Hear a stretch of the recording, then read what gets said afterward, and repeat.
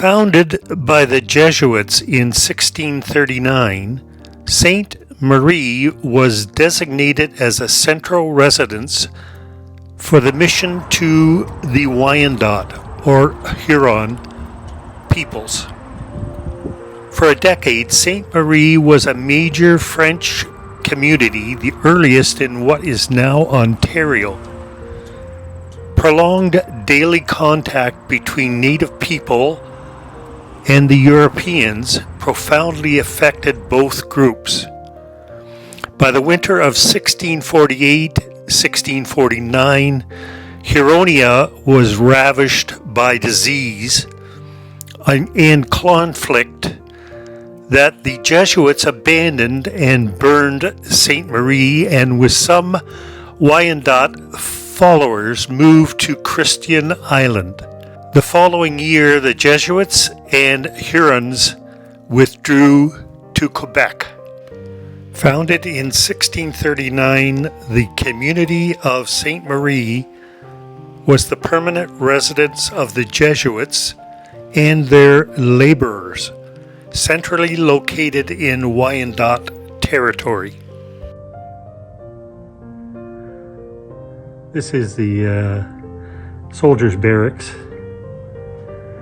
Soldiers from Quebec often accompanied missionaries to Sainte-Marie, and then they wintered over here before they returned to Quebec City.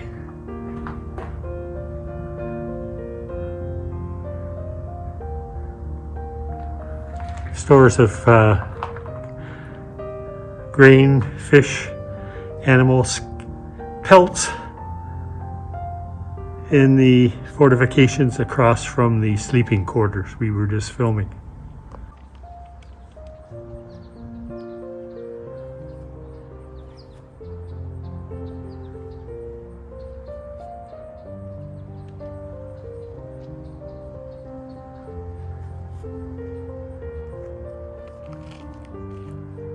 This is the granary.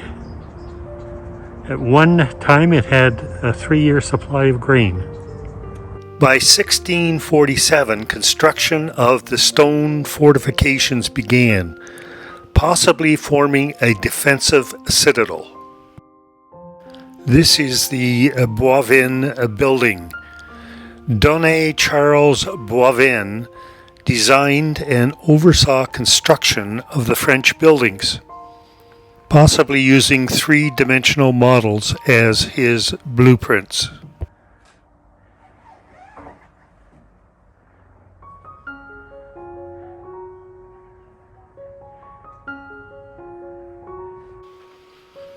This is the farmer's dwelling and stables. The French used wood and iron farming implements, while the Wendat tools were of bone, stone, and wood. Building number 12 in the background is the cookhouse. Amboise Brouette prepared all meals in this location. Corn was ground into flour for bread, and meats went further when included in soups or stews.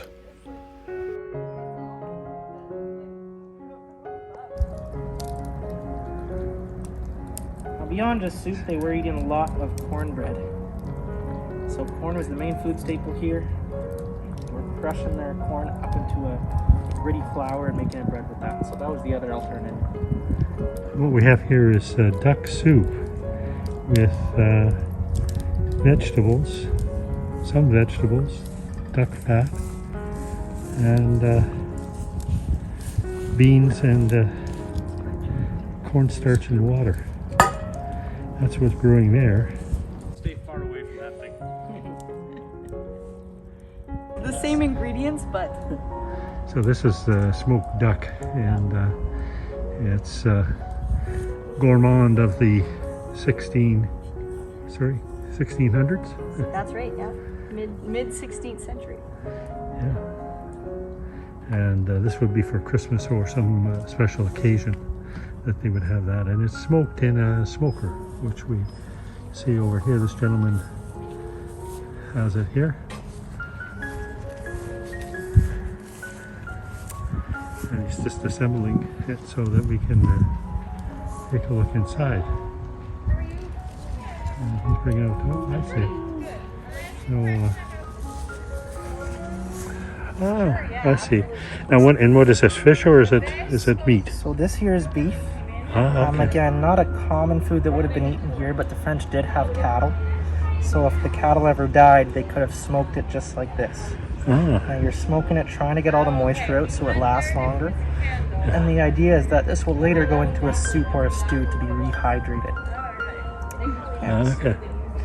Fair enough. So we'll just freeze in the smoker for about 10 hours to get it completely dry. You can see this still has a little bit of give to it, so it's got longer yet to go. Okay. I'll probably be smoking it all day tomorrow as well. Okay. Good start. Good. Thank you. The Jesuit residence is on the right. In the center is the refectory where meals were shared. And on the left is the chapel.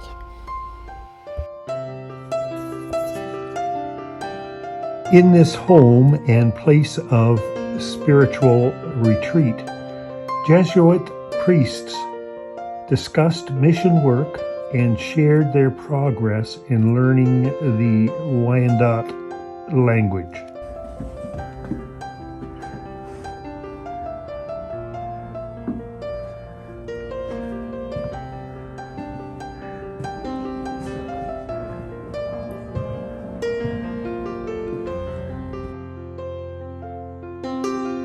While the setting was simple, comfort was found in the company of a shared meal.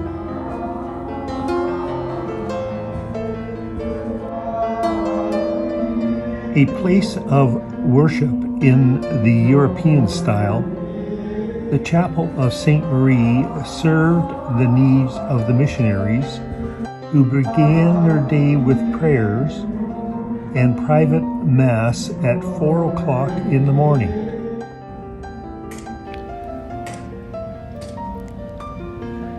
Sainte-Marie aimed to be self-sufficient in all things.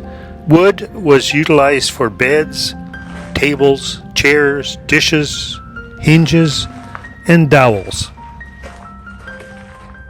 Established in 1642, the forge allowed the brothers to custom make Sainte-Marie's ironwork. Imported from France, iron was a scarce and valuable commodity. Rebuilt as a locked canal, permitting canoes entry to the mission from the river. The nature and function of the waterway is still the subject of debate. Other theories include its use in powering a small mill, water wheel, or for assisting in drainage.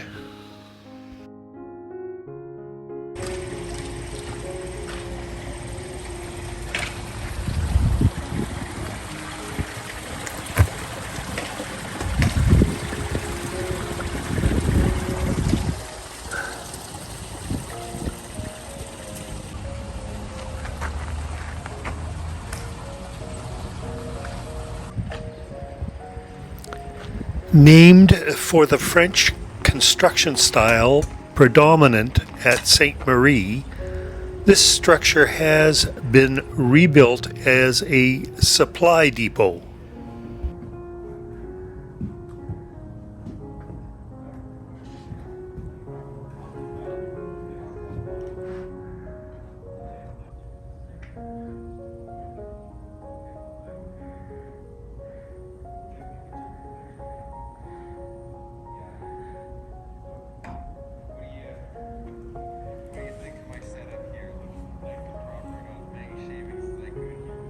The saw trestle stands as an effective reminder of the back-breaking work involved in the construction of European dwellings.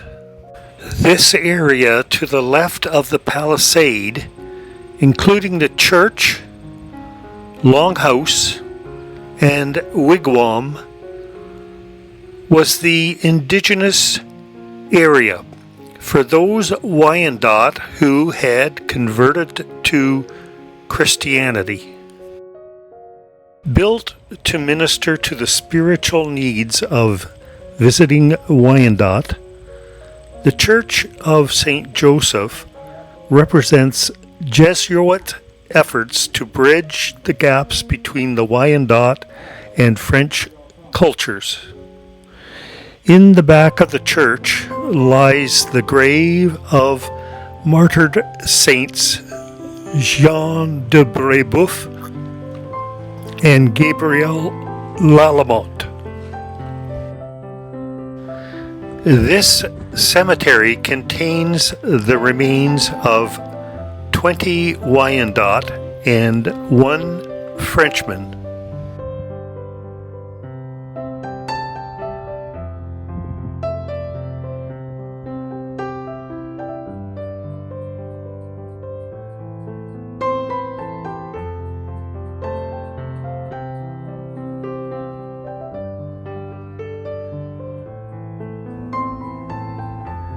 Beds of the Longhouse.